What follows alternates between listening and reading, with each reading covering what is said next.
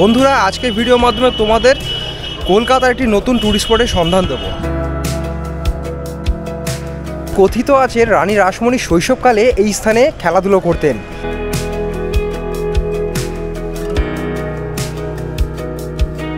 কোথা থেকে আসছেন আপনারা? আমরা সোনারপুর থেকে আসছি। আচ্ছা, কতজন রয়েছেন আপনারা? টোটাল 6 জন।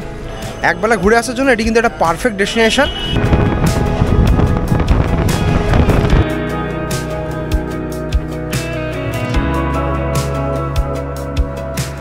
দূর দূরান্ত থেকে ভক্তরা এখানে আসেন। টোটাল কতজন আছেন? 11 জন। 11 জন। সবাই কি হুগলি জেলা থেকে? আর এই জায়গায় কি প্রথম নাকি না, আর আমি আরেকবার এসেছিলাম, আমার ভালো লেগেছে বলেই আমি ওদেরকে আবার নিয়ে এসেছি। আমরা প্রথমবার এসেছি। এসে কেমন লাগলো? ভালো লেগেছে, খুবই ভালো লেগেছে। ভালো লেগেছে।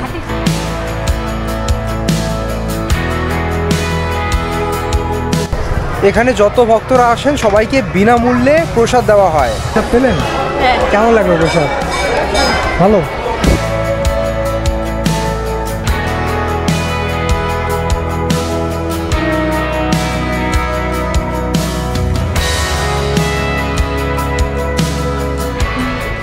হে guys, welcome back to any episode. আজকে ব্লগটা শুরু করছি সোদপুর স্টেশন থেকে। বন্ধুরা আজকে ভিডিওর মাধ্যমে তোমাদের কলকাতার একটি নতুন ট্যুরিস্ট স্পটের সন্ধান দেবো, যেখানে তোমরা কলকাতা থেকে একবেলা ঘুরে ফিরে আসতে পারবে। হ্যাঁ, একবেলা ঘুরে আসার জন্য এটি কিন্তু একটা পারফেক্ট ডেস্টিনেশন।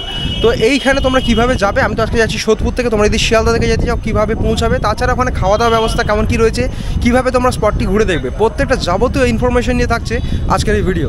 তো ভিডিওটা স্কিপ না করে পুরোপুরি দেখতে থাকো, আশা করি তোমাদের বেশ ভালো লাগবে।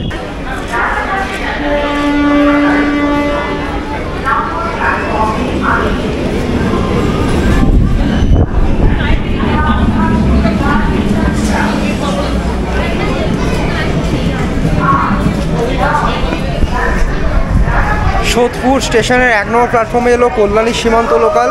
এই ট্রেন ধরে আমরা এখন কাঁচরাপাড়া অবধি যাব। আর বলে রাখি, সোদপুর থেকে কাঁচরাপাড়ার ডিস্টেন্স হচ্ছে মাত্র 38 কিলোমিটার। মাঝখানে 10খানা স্টেশন পড়ে, আর ভাড়া লাগে জনপ্রতি 10 টাকা মতো। শিয়ালদা থেকেও যদি তোমরা আসো সেই ক্ষেত্রেও কিন্তু 10 টাকাই ভাড়া লাগে। নম্বর প্ল্যাটফর্মে আসছে।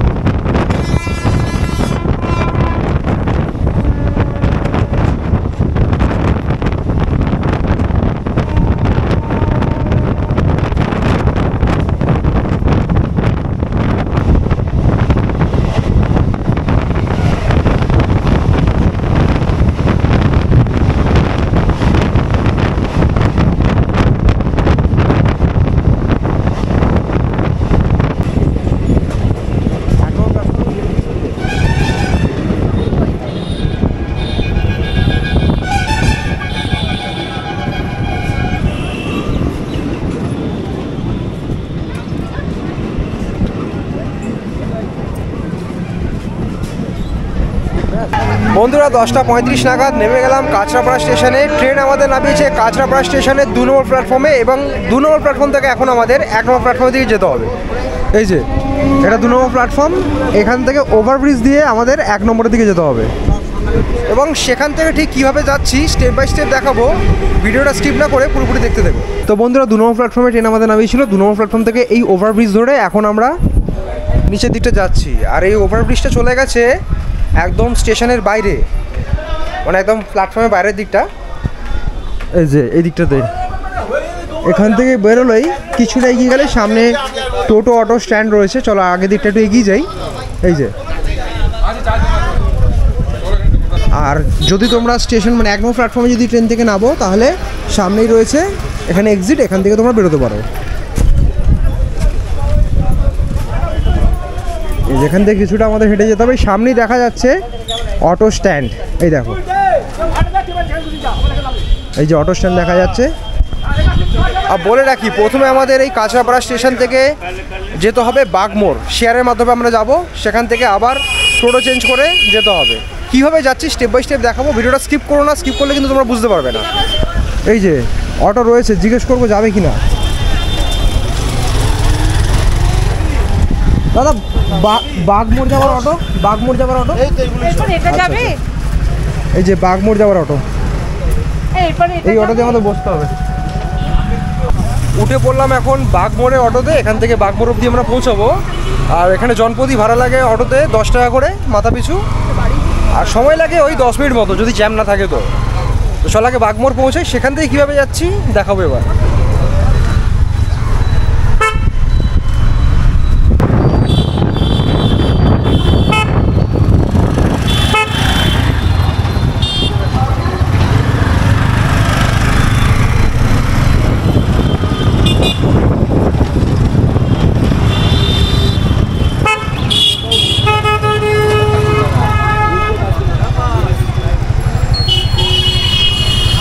এই যে বন্ধুরা পৌঁছে গেলাম এখন বাগমোড়ের স্ট্যান্ডে। এটা হচ্ছে এখানকার অটো স্ট্যান্ড। আর সামনে এগুলো দেখতে পাবে, এখানে রয়েছে রানী রাসমণির বিশাল বড় একটা স্ট্যাচু। এটা হচ্ছে চৌরাস্তা, এখানে চৌমাথা। সামনেই রয়েছে একটা টোটো, যে টোটো আমাদের নিয়ে যাবে প্রগতি সংঘ অবধি, অর্থাৎ রানী রাসমণি ঘাটে। হ্যাঁ, তো বলাই হয়নি, আজকে আমরা যেখানে যাচ্ছি সেটা হচ্ছে রানী রাসমণি ঘাট। চলো উঠে পড়ি টোটোতে এবং জিজ্ঞেস করি টোটোতে ঠিক ক টাকা ভাড়া নেবে। দেখতে পাচ্ছি। আর এখানে রয়েছে ক টাকা ভাড়া নেবেন দাদা এখান থেকে? 15 টাকা। 15 টাকা করে। আচ্ছা, এটা কি সবসময় 15 টাকাই থাকে তো? আর একটু ওদিক থেকে আবার করলে 20 টাকা। আচ্ছা, একটু এগিয়ে ওদিকে পেছন থেকে ধরলে 20 টাকা ভাড়া নেয়। সময় কতক্ষণ লাগবে দাদা? এই 5 মিনিট, 5 থেকে 6 মিনিট। আচ্ছা,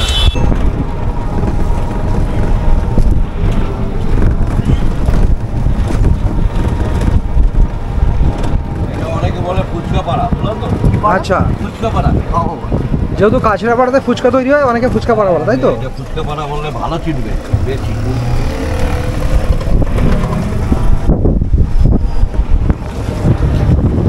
এই কাছড়াপাড়াতেই বাড়ি বাড়িতে ফুচকা তৈরি হয়, বিশেষ করে এই লোকালিটিতে।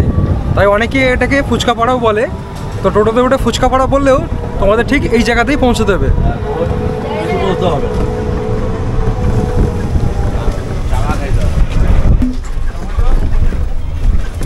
এই যে এইটা হচ্ছে এখানকার ল্যান্ডমার্ক, ওই যে শহীদ পল্লী প্রগত সংঘ, এটা হচ্ছে এখানকার ক্লাব। আর সামনে রয়েছে একটা পোল, সেটা পেরিয়ে আমাদের যেতে হবে। আমি কাকুকে বললাম ঠিক এখানেই নামাতে, এখানেই আমরা নেমে যাচ্ছি, এখান থেকে হেঁটে যাবো। এবার কেন নামলাম সেটা দেখাচ্ছি। এই যে টোটোতে এখানে নেমে গেলাম, এই ক্লাবটা ঠিক সামনেটা, আর সামনেই রয়েছে একটা পোল বা ক্যালভার্ট বলতে পারো। এই যে দেখো কত সুন্দর,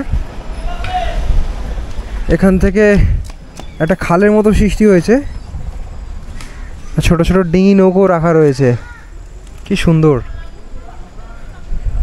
আস্তে আস্তে হেঁটে হেঁটে যাচ্ছি এখন আগের দিকটাতে। এই ক্যানেলটার ভেতরেও অনেক নৌকো রাখা আছে দেখতে পাচ্ছি, আর এইখানেও দেখতে পাচ্ছি এরকম অনেক নৌকো রয়েছে। আর এই জায়গাটা দেখো কত সুন্দর বসার জায়গা করা রয়েছে। এখানে যারা টুরিস্টরা আসেন এখানে এসে বসতে পারেন। আর এখানে ওই মাছ ধরার যে জাল, সেই জাল কিন্তু বোনা হচ্ছে। আগের দিকে আমরা এগিয়ে যাই, আর সামনে একটা বিশাল বড় মাঠ রয়েছে। দেখো কত সুন্দর পরিবেশ, সত্যি যত দেখছি তত মুগ্ধ হচ্ছি। পাশ থেকেই বয়ে গেছে গঙ্গা, আর আশপাশে এরকম। আর ওই পাশে একটা ইট ভাটা রয়েছে, যেখানে ইট তৈরি হচ্ছে, সারি সারি কাঁচা কাঁচা ইট ওখানে রাখা রয়েছে দেখতে পাচ্ছি। আর এদিকটা হচ্ছে মূল আকর্ষণ, যেটার জন্য আসা। এখানে মায়ের মন্দির রয়েছে, সেটা দেখাচ্ছি তোমাদের। এখানে অনেকগুলো মন্দির রয়েছে, আগে তোমাদের মন্দির দর্শন করাই, তারপর এখানকার পারিপার্শ্বিক যে জায়গাটা রয়েছে সেটা তোমাদের ঘুরিয়ে দেখাবো।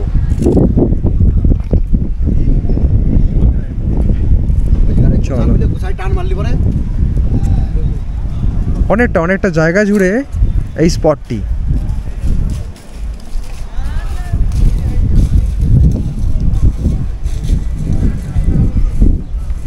আমরা তো টোটো করে আগেই ঠিক নেমে গেছিলাম, আর অনেকেই আসছে টোটো করে, দেখতে পাচ্ছি একদম ভেতরে এই যে মূল যে স্পটটি, এইখানে সবাই টোটো করে আসছেন। এখানে 12 মাস ট্যুরিস্টদের ভিড় থাকে, দূর দূরান্ত থেকে এখানে ট্যুরিস্টরা আসেন এই জায়গাটাকে এবং এই সৌন্দর্যটাকে উপভোগ করার জন্য। এই পাশেও মন্দির রয়েছে, আগে তোমাদের এই মন্দিরটা দেখায়। এই মন্দিরটা দেখো কত সুন্দর দেখতে লাগছে, এবং এই কালী মন্দিরটা দেখে মনে হচ্ছে যেন আমরা দক্ষিণেশ্বরের মন্দির অর্থাৎ মা ভবতারিণী মন্দিরের সামনে চলে এসেছি। দেখো মানে ছবির মতো সুন্দর।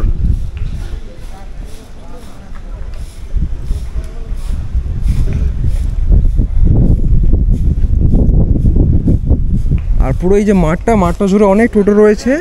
বাগমোড় থেকে কিংবা স্টেশন থেকে যদি তোমরা টোটো করে আসো, একদম ডাইরেক্ট এই স্পটে তোমরা পৌঁছে যেতে পারবে। এই যে দেখো, এখন আমরা চলে এসেছি ঠিক মন্দিরের সামনেটা। অপরূপ সুন্দর দেখতে লাগছে, দ্বিতল বিশিষ্ট, নিচটাতে দেখাতেই পাচ্ছি তোমাদের, নিচটা খিলান বিশিষ্ট এবং ওপরে ভক্তরা উঠতে পারছেন। এই যে চলো মন্দিরের ভেতরে প্রবেশ করি।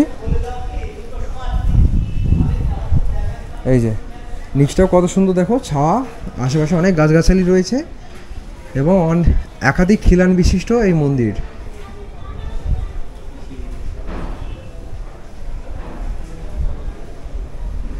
আর এই পাশে রয়েছে অনুসন্ধান অফিস কার্যালয়, যেটা বর্তমানে এটি বন্ধ রয়েছে। আমরা এখন প্রবেশ করলাম মূল মন্দিরের ভেতরে। মন্দির চত্বরটাও কিন্তু অপরূপ সুন্দর। এই যে দেখো, এদিকে আবার ওয়াশরুমও রয়েছে। যারা আসবেন দূর দূরান্ত থেকে, যদি মনে করেন ওয়াশরুমের প্রয়োজন রয়েছে, ভেতরেই রয়েছে ওয়াশরুম অর্থাৎ টয়লেট, কোনো রকম অসুবিধা হবে না। আর এই জায়গাটা রয়েছে একটা কুঁড়ে ঘর, যেখানে একটা যজ্ঞ কুণ্ড রয়েছে। বিশেষ বিশেষ তিথিতে এখানে যজ্ঞাকি কাজ সম্পূর্ণ করা হয়।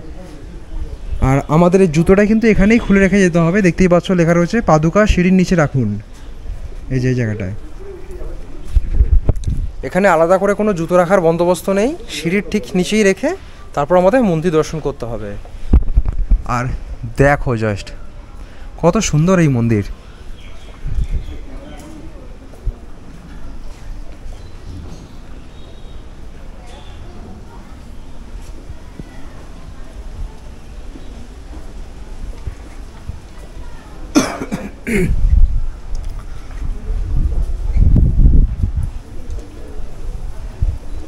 কোথা থেকে এসছেন আপনারা? মানে লোকাল নাকি? আচ্ছা আচ্ছা, প্রায় কি আসা হয় এখানে? না না, মাঝে মধ্যে আসা হয়। মাঝে মধ্যে আসা। এখানে এসে পুজো দেওয়া হয় নাকি মায়ের কাছে? আচ্ছা আচ্ছা, হ্যাঁ। রাহুল দলপতি, রাহুল দলপতি, DALAPADI। চলে এলাম মন্দিরের ঠিক উপরে অর্থাৎ দ্বিতলে। এখানে অনেক ভক্তরা এসছেন এখানে মায়ের দর্শন করতে। অপরূপ সুন্দর এই মন্দির। এই দেখো,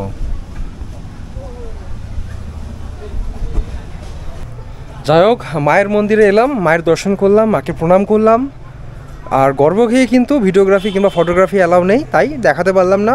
আর আমারও মনে হয় তোমরা যখন সশরীরে এই জায়গাটা আসবে মায়ের দর্শন করতে, তখনই তোমরা দর্শন করো, সেটা আরও বেশি ভালো হবে। বন্ধুরা মন্দিরে তো উপরে এলাম, মায়ের দর্শন করলাম, এবার তোমাদের একবার মন্দিরটা প্রদক্ষিণ করিয়ে দেখাই।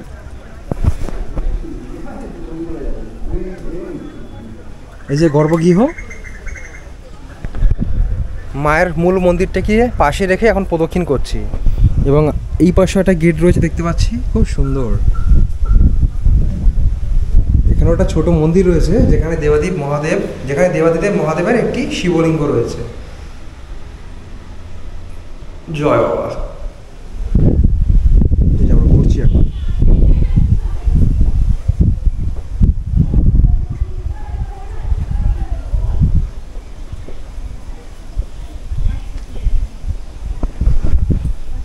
এখানকার পরিবেশটা এত সুন্দর আর এই মন্দিরের গঠনশৈলী এত ভালো, যখন তোমরা প্রদক্ষিণ করবে মনটা একদম শান্তিতে পরিপূর্ণ হয়ে যাবে, প্রাণটা যেন জুড়িয়ে যাচ্ছে। খুবই সুন্দর। খেলাধুলা করতেন।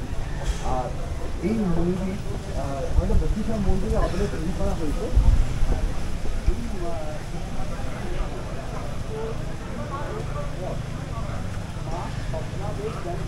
আচ্ছা, এইখানে কয়েকজন ভক্তের সাথে দেখা হলো, টুরিস্ট বলতে পারেন।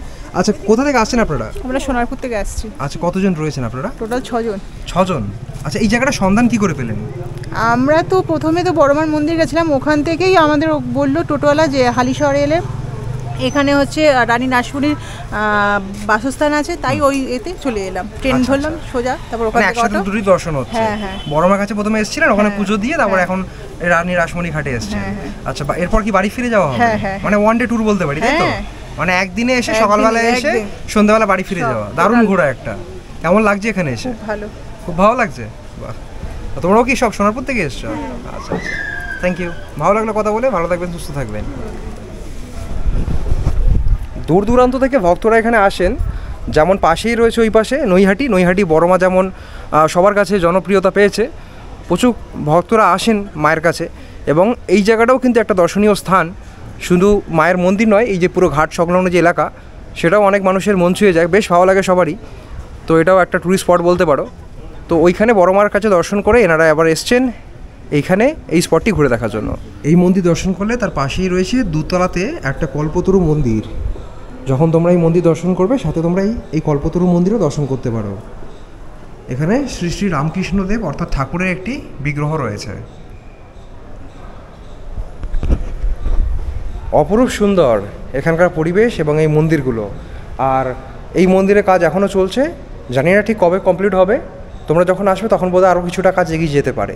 আর বন্ধুরা, তোমাদের বলে রাখি, এই মন্দির যখন তোমরা দর্শন করবে তখন কিন্তু এখানে প্রসাদের ব্যবস্থা রয়েছে, কিন্তু সেই ক্ষেত্রে তোমরা দিনের দিন পাবে না। অর্থাৎ তোমরা যখন এই ভিডিওটা দেখছো, যদি মনে করো এখানে আসবে, তো আসার ঠিক আগের দিনকার তোমরা ফোন করে দিতে পারো, তাহলে প্রসাদের ব্যবস্থা হয়ে যায়। নাম্বারটা আমি আপনাদের দেখিয়ে দিচ্ছি। এই যে প্রসাদ পাওয়ার জন্য কুপন সংগ্রহ করুন এবং প্রসাদ পাওয়ার আগের দিন ফোন করুন। এইখানে এই যে ব্যানারটি রয়েছে, এইখানে 3খানা নাম্বার রয়েছে।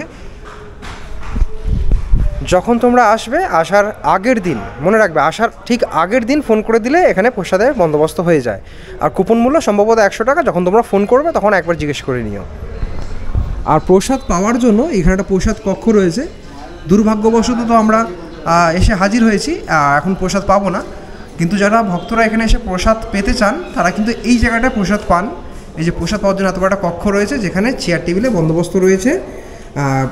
সবাই এখানে বেশ ভালোভাবেই বসে প্রসাদ গ্রহণ করতে পারেন। এবং পরবর্তীকালে দক্ষিণেশ্বর মন্দির তৈরি হওয়ার পর মায়ের স্বপ্নাদেশ উনি পেয়ে 120 বছর পর, অর্থাৎ দক্ষিণেশ্বর মন্দির তৈরির 120 বছর পর এই মন্দিরটি প্রতিষ্ঠা করেন। তো বন্ধুরা, তোমাদের তো এই কালী মন্দির দর্শন করেছি এবং এই মাঠের মধ্যেই আরও কিছু মন্দির রয়েছে যেগুলো তোমায় দর্শন করিয়ে দেবো এবার। এই যে দেখো, এদিকে আরও কয়েকটি ছোট ছোট মন্দির রয়েছে। চলো এগুলো একে একে তোমাদের দর্শন করিয়ে দিই।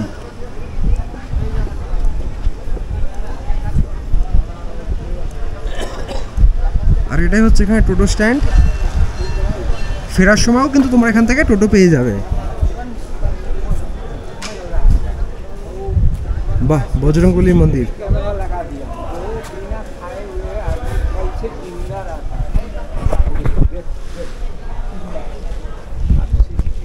আচ্ছা, এই মন্দিরের ভেতরে এখন প্রবেশ করছি। বাহ, কি সুন্দর দেখো মন্দিরটা, অপরূপ সুন্দর। আর এখানে বজরংবলীর মূর্তি দেখতে পাচ্ছি। ওহ, দেখে যেন মন প্রাণ জুড়িয়ে যাচ্ছে। জয় সিয়ারাম। এবং এখানে দেখতে পাচ্ছি রাম, সীতা এবং লক্ষ্মণের মূর্তি রয়েছে। জয় শ্রীরাম।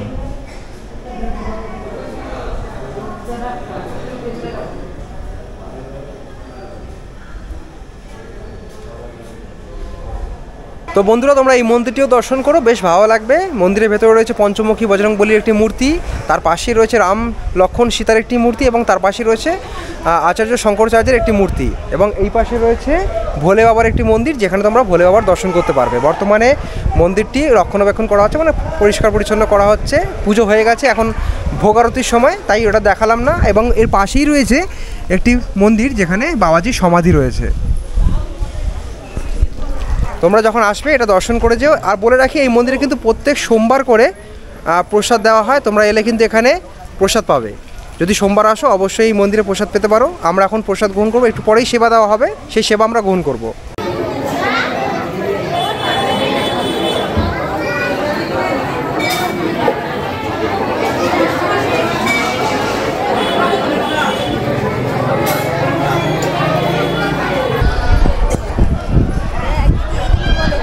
এই যে মন্দির সংলগ্ন একটা তুলসী মঞ্চ রয়েছে, যেখানে ভক্তরা এসে ধূপ মোমবাতি জ্বালাচ্ছেন এবং ভেতরে সেবা দেওয়া হচ্ছে। অর্থাৎ যারা আগত ভক্তরা, এখানে যত ভক্তরা আসেন সবাইকে বিনামূল্যে প্রসাদ দেওয়া হয়, শুধুমাত্র সোমবার দিনকার। এখন বিশাল পরিমাণ ভক্তরা এখানে এসছেন, যারা বিনামূল্যে এখানে প্রসাদ গ্রহণ করছেন। এই যে ভেতরে দেখো, এই যে বিনামূল্যে প্রসাদ দেওয়া হচ্ছে। এখানে প্রচুর ভক্ত সমাগম হয়েছে। এখানে প্রসাদ পেলেন? প্রসাদ পেলেন? কেমন লাগলো প্রসাদ? ভালো। এই যে দিদিভাই প্রসাদ পেয়েছেন, বেশ ভালো। তোমরা যখন আসবে সোমবার করে অবশ্যই এসো। সোমবার কিন্তু এখানে বিনামূল্যে প্রসাদ দেওয়া হয়। আর এই যে মন্দির সংলগ্ন মন্দিরের পাশেই রয়েছে একটি স্থান যেখানে ঘাট রয়েছে একটি, এখানেও অনেক ভক্তরা বা দর্শনার্থীরা আছেন। এই জায়গাটা অনেকে এসে স্নান করেন, স্নানের ঘাট বলতে পারো। এই যে এখানকার স্নানের ঘাট, যখন এসেছিলাম তখন দেখলাম প্রচুর পরিমাণ ভক্তরা এখানে আসছিলেন এবং স্নান করছিলেন এই জায়গাটায়।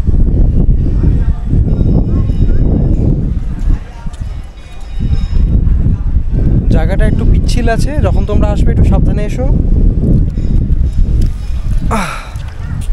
পবিত্র গঙ্গা জল দিলাম আমার মাথায়। আর দেখতে পাচ্ছি এইখান থেকে নৈহাটির যে ব্রিজটা, নৈহাটি বলতে পারো কিংবা কল্যাণী বলতে পারো, কল্যাণীর যে ব্রিজ সেটা দেখা যাচ্ছে ওই যে। আর এখানে গঙ্গার ধারে একটু আগে ছিল এই রাজহাঁসগুলো, এইখানেই চোর ছিল, এখন ওইদিকে চলে গেছে, সম্ভবত এই আশ্রমেরই বোধহয় হাঁস। আচ্ছা, এই মন্দির দর্শন করছিলাম, এখানে একটা গ্রুপের দর্শন পেলাম যারা হুগলি জেলা থেকে এসছেন, 11 জনের গ্রুপ এখানে দর্শনের জন্য এসেছেন। আচ্ছা, নৈহাটি বড়মার কাছে এসেছিলেন নাকি? টোটাল কতজন আছেন? 11 জন। সবাই কি হুগলি জেলা থেকে? না, কিছু হাওড়া আর কিছু আপনার হুগলি। আচ্ছা, হাওড়া থেকেও আছেন, হুগলি থেকেও আছেন? হাওড়ায় মানে আমরা হাওড়ায় থাকি, আর এটাগুলো আমার মামা। মামা এসে হুগলিতে, মামাদের নিয়ে এসেছি আমরা, মামা মামি আছে, আমার মা আছে, বোন আছে। এটা আমার একটা বন্ধু হয়, এটা আমার একটা কাকিমা হয়, ওইটা আমার বোন হয়, বোনের মেয়ে। সবাই তাহলে একসাথে এসেছে, তাই তো? আচ্ছা, প্রথমে কি বড়মার কাছে গেছিলেন? প্রথমে বড়মার কাছে যাওয়া হয়েছিল, ওখান থেকে আমরা পুজো দিয়েছেন বড়মার কাছে, তারপরে এই জায়গাটা ঘুরছেন। কাল রাত্রি হুগলি থেকে হাওড়া এসেছি কাল রাত্রিরে। আচ্ছা, কাল রাত্রি এসেছি, লিলুয়ায় ছিলাম, লিলুয়া হাওড়ায় ওখানে ছিলাম। আচ্ছা, আজকে ভোরে বেরিয়েছি। আচ্ছা, কেমন লাগলো এখানে ঘুরে? মানে বড়মার দর্শন করলেন, ভালো লেগেছে নিশ্চয়ই? আগেও এসেছিলাম, আমার এই নিয়ে বড়মা মোটামুটি 3 বার হয়ে গেল। আচ্ছা, আর এই জায়গায় কি প্রথম নাকি আর আগে? আর আমি আরেকবার এসেছিলাম, আমার ভালো লেগেছে বলেই আমি ওদেরকে আবার নিয়ে এসেছি। চলো, রানী রাসমণি ঘাটে আগেও এসেছিলেন? হ্যাঁ, আমি আরেকবার এসেছিলাম। এনারা প্রথমবার এসেছেন? আমরা প্রথমবার এসেছি। এসে কেমন লাগলো? ভালো লেগেছে, খুবই ভালো লেগেছে। আচ্ছা, ঠিক আছে, ধন্যবাদ। সবাই ভালো থাকবেন, সুস্থ থাকবেন। Thank you. শুধুমাত্র এই মন্দির নয়, এই মন্দিরের চারপাশটাও বেশ ঘুরে দেখা যায়। এই যে গঙ্গার পার্শ্ববর্তী এলাকা এত সুন্দর, মানে কি বলবো আর, মানে আমি জাস্ট মুগ্ধ হচ্ছি দেখে। আর আশেপাশে অনেক দোকান রয়েছে যেখান থেকে নানান জিনিস পাওয়া যাচ্ছে, তোমরা এখান থেকে অনেক কিছু কিনে খেতে পারো। এই দেখো, একদম গঙ্গার পাশে এরকম বসার জায়গা রয়েছে। আর এখানে চায়ের দোকানও রয়েছে, ফুচকার দোকান রয়েছে। এই যে বসার নানান জায়গা রয়েছে যেখানে ভক্তরা এখানে কিংবা টুরিস্টরা এখানে এসে বসছেন। আর গঙ্গা থেকে অনবরত হাওয়া আসছে, অপরূপ সুন্দর লাগছে। দেখো, আর এই পাশে অনেক গঙ্গার মধ্যে দেখতে পাচ্ছি অনেক নৌকো রয়েছে। যখন জোয়ার হয় সেই সময় এখানে তোমরা নৌকোর ভ্রমণও করতে পারো, অর্থাৎ গঙ্গার মধ্যে কিছুটা ঘুরিয়ে আনবে তোমাদের, তার জন্য সামান্য কিছু টাকা নিয়ে থাকে। তো কোনো মাঝি ভাই থাকলে হয়তো তোমাদের জানাতে পারতাম, বর্তমানে এখন কেউ নেই। পরে যদি দেখতে পাই তো অবশ্যই তোমাদের জানাবো কেমন কি খরচা পড়ে যায় এখানে নৌকো ভ্রমণ করার জন্য। আর এই যে মন্দিরটা তোমাদের দেখিয়েছিলাম, মন্দিরের পারিপার্শ্বিকটা দেখো কত সুন্দর। এখানে দেখো, মন্দিরের আমরা ঠিক পেছনের দিকে চলে এলাম, আর মন্দিরের পেছন দিকে একটা রাস্তা চলে গেছে, কংক্রিটের রাস্তা, যেখান থেকে মন্দিরের সাইড থেকে আমরা দেখতে পাচ্ছি। কত সুন্দর লাগছে। মন্দিরের সামনেটা তোমাদের দেখিয়েছিলাম, এখন তোমাদের দেখাচ্ছি মন্দিরের ঠিক পাশের যে অংশটি, সেটি বাইরে থেকে দেখাচ্ছি তোমাদের। এখন দেখো কি সুন্দরই না দেখতে লাগছে। এই দেখো, অপরূপ সুন্দর। আর পাশেই গঙ্গা, অনবরত হাওয়া আসছে, আর ছোট ছোট এখানে অনেক নৌকো রাখা রয়েছে। এই যে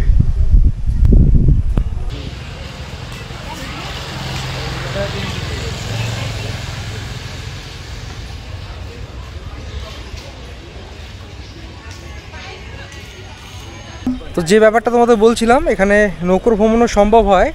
একজন কাকু নিয়ে এলেন নিজের ওই নৌকো, জিজ্ঞেস করবো ইনি জানেন যায় কি না। আচ্ছা, ঠিক এইখানে একজন কাকুকে দেখতে পেলাম, নৌকো নিয়ে এসছেন। আচ্ছা কাকু, ঘোরাতে নিয়ে যান? কেমন কি ভাড়া নেন?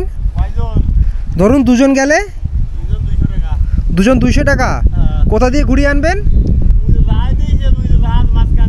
আচ্ছা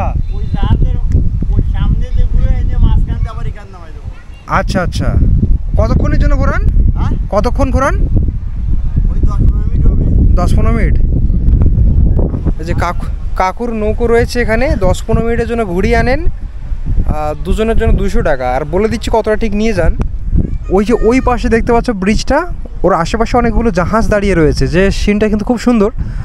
আর ওই দিক থেকে ঘুরিয়ে আনেন 10-15 মিনিটের জন্য দুজন গেলে সেই ক্ষেত্রে 200 টাকা, একজনের জন্য যাই না। আর যখন তোমরা গ্রুপে আসবে সেই ক্ষেত্রে বোধহয় একটু কম হয়ে যাবে, গ্রুপে এলেই বেশি ভালো হয়। তখন এনারা থাকেন, এনাদেরকে জিজ্ঞেস করে নিও কেমন কি ভাড়া নেবে। ভাড়া কিন্তু সবসময় সমান থাকেন না, এবার গ্রুপ হিসেবে কিংবা লোকজন হিসেবে সেই হিসেবে মাথা পিছু ভাড়া ধরা হয়। আচ্ছা, গঙ্গার আশেপাশে এই জায়গাটা ঘুরছিলাম, এখানে একটা ফুচকার দোকান দেখতে পেলাম, ঠাকুর ফুচকার দোকান রয়েছে এই যে, তার আশেপাশে আরও রয়েছে। আচ্ছা, আপনার নামটা? উত্তম বিশ্বাস। আচ্ছা, আপনি কি প্রত্যেক দিনই এখানে বসেন, ফুচকা বিক্রি করেন? শুধু কি জল ফুচকা নাকি অন্য কিছু রয়েছে? জল ফুচকা আছে, দই ফুচকা আছে, চাটনি ফুচকা আছে, আইসক্রিম ফুচকা আছে, পাপড়ি চাট আছে। বাবা, এত ভ্যারাইটিস!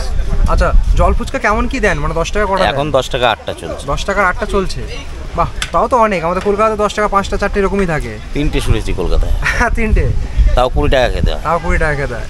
আবার একজন এসে বলছিল কোথায় থাকে, মেন কোথায় থাকে, ওখানে বলে 10 টাকা একটা ফুচকা। আচ্ছা, আপনি কি কতক্ষণ বসেন এখানে? এখানে সকাল 11টা থেকে রাত 9টা পর্যন্ত। রাত 9টা অবধি, মানে যতক্ষণ এখানে লোকজন থাকে ততক্ষণ থাকে, তাই তো? প্রত্যেক দিনই থাকা হয়? হ্যাঁ। আর এই গ্রামের প্রথম ফুচকা হলো আমার বাবা। আচ্ছা, যেহেতু এটা ফুচকা, আমার বাবাই প্রথম চালু করেছে। আচ্ছা, আপনার বাবা প্রথম ফুচকা তখন বানানো স্টার্ট করেছে? হ্যাঁ, 1 টাকা 5টা ফুচকা। 1 টাকা 5টা ফুচকা সেই সময়কার? সেই সময়কার। আর এরা তো ধরেছে এখন যখন 10 টাকা 16টা 18টা এরা তখন। এই যে ভদ্রলোকের সাথে কথা বললাম, এনার বাবা প্রথম ফুচকা বানাতেন আর বিক্রি করতেন এই এলাকাতেই। এটা যেহেতু ফুচকা গ্রাম, ফুচকার দোকান রয়েছে, 10 টাকায় 8টা ফুচকা দিচ্ছেন। যখন তোমরা আসবে সকাল একবারে 8-9টা থেকে শুরু করে সন্ধ্যেবেলা 8টা অবধি কিন্তু থাকেন, প্রায় বলতে গেলে 8-9 ঘন্টার মতো এখানে থাকেন। তোমরা যখন আসবে তখনই কিন্তু এনার দেখা পেয়ে যাবে। যদি মনে হয় এখানে এসে ফুচকা খাবে, অবশ্যই খেতে পারো। তাছাড়াও এখানে আরও অনেক ফুচকা দোকান রয়েছে, যেহেতু ফুচকা গ্রাম এখানে অধিকাংশ মানুষই ফুচকা বিক্রি করেন।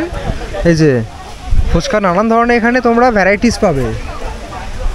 এই যে পরপর অনেক ফুচকা দোকান রয়েছে এখানে। তাছাড়া যদি মনে করো চা খাবে, চাও পেয়ে যাবে এখানে। এই যে, আর এই পাশেও একটা দোকান রয়েছে চায়ের, মানে চা সকালে যদি আসো ব্রেকফাস্ট, তাছাড়া বিকেলের দিকেই ফুচকা ঘুগনি এই ধরনের সব কিছুই পাওয়া যায়। মানে বিকেলে একটা ভালো সময় কাটানোর জন্য ভালো জায়গা বেশ। মানে লোকাল যারা এখানে রয়েছে বাসিন্দারা তারাও আসেন, আর যারা দূর দূরান্ত থেকে ট্যুরিস্ট আসেন তারাও বেশ এই জায়গাটাকে উপভোগ করেন, এবং জায়গাটা বেশ জমজমাট। এই নদীর পার্শ্ববর্তী এলাকা বেশ জমে উঠেছে ট্যুরিস্টদের জন্য।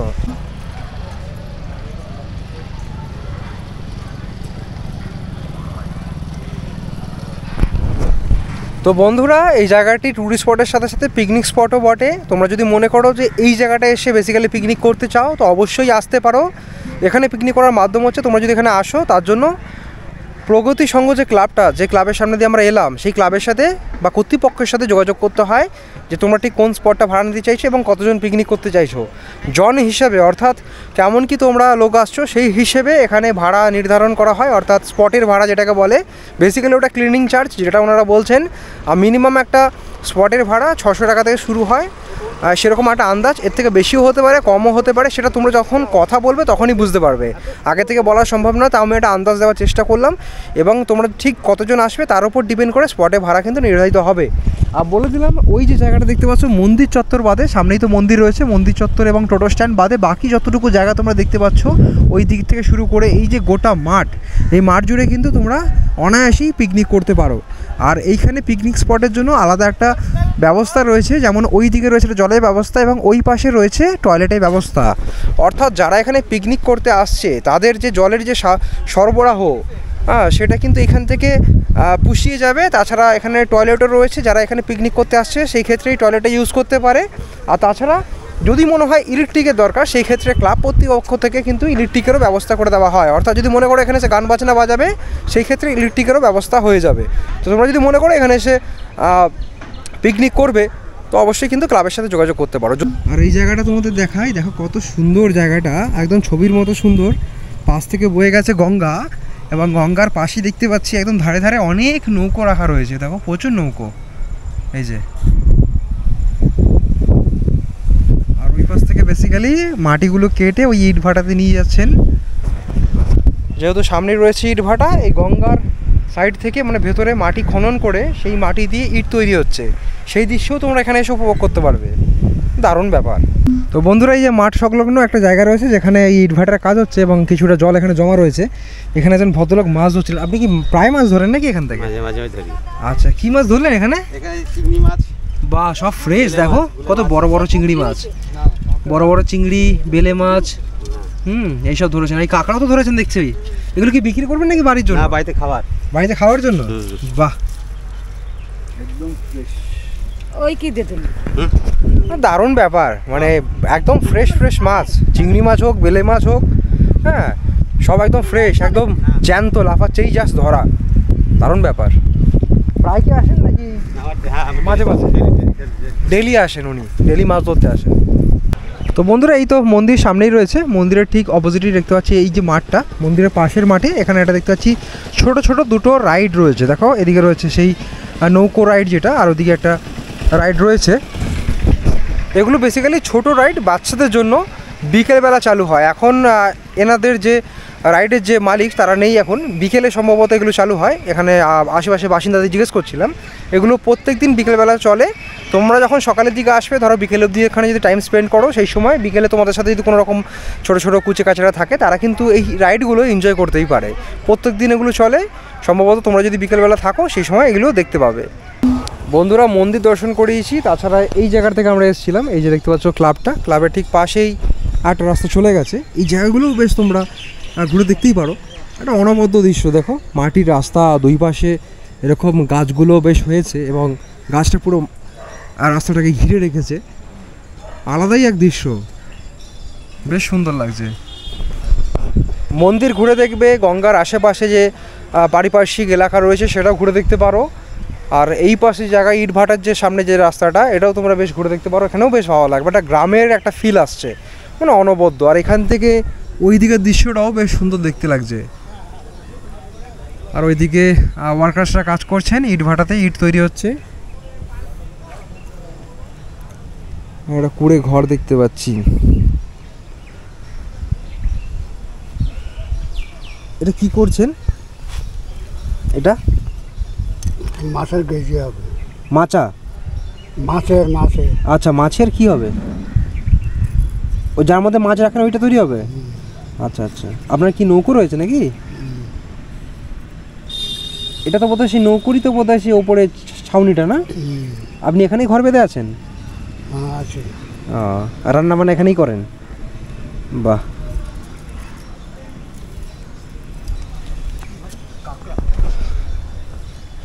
এই জায়গাটা বেশ ভালো। আর ওনার মাছের নৌকো রয়েছে, নৌকোর যে ছাউনিটা উনি ওটা দিয়ে একটা টেম্পোরারি ঘর বানিয়েছেন।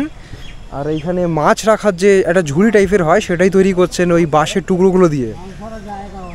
বেশ আলাদাই একটা ব্যাপার, মানে না দেখলে বুঝতে পারবে না মানে মানুষের জীবন বৈচিত্র্য কীরকম। তো বন্ধুরা, সকাল সকাল এসেই ট্যুরিস্ট স্পটটা ঘুরে দেখলাম। এইখানে আশেপাশে সিনটা নিয়ে তো কিছু বলারই নেই, খুব সুন্দর পরিবেশ। আমি তো মুগ্ধ হয়েছি, আশা করি তোমরা এলেও মুগ্ধ হবে। তাছাড়া এখানকার যে মন্দিরগুলো, সেই মন্দিরগুলো খুব ভালোভাবে দর্শন করেছি। আর এখানে এই যে কালী মন্দিরে ভোগ প্রসাদের ব্যবস্থা বলেই দিয়েছি তোমাদের। তোমরা যেদিনকার আসছো তার আগের দিন ফোন করে দিলে এখানে ভোগ প্রসাদের ব্যবস্থা হয়ে যাবে, অর্থাৎ তোমাদের খাবার ব্যবস্থা কিন্তু এখানে হয়ে যাবে। আর যদি কোনো দিন সোমবার আসো, যেমন আজকে আমরা সোমবার এসেছিলাম, ওর পাশে যেই হনুমান মন্দির রয়েছে এই আশ্রমে তোমরা কিন্তু খাবার পেয়ে যাবে, অর্থাৎ প্রসাদ বিতরণ করা হয় প্রত্যেক সোমবার করে। তো সোমবার এসে গেলে তোমরা এখানে প্রসাদ পেয়ে যাচ্ছ, তাও আর বিনামূল্যে। আর যদি মনে করো না কালী মন্দিরে তোমরা প্রসাদ গ্রহণ করবে, সেই ক্ষেত্রে আসার আগের দিন তোমরা ফোন করে নিও, তাহলে এখানেও তোমরা প্রসাদ পেয়ে যেতে পারো।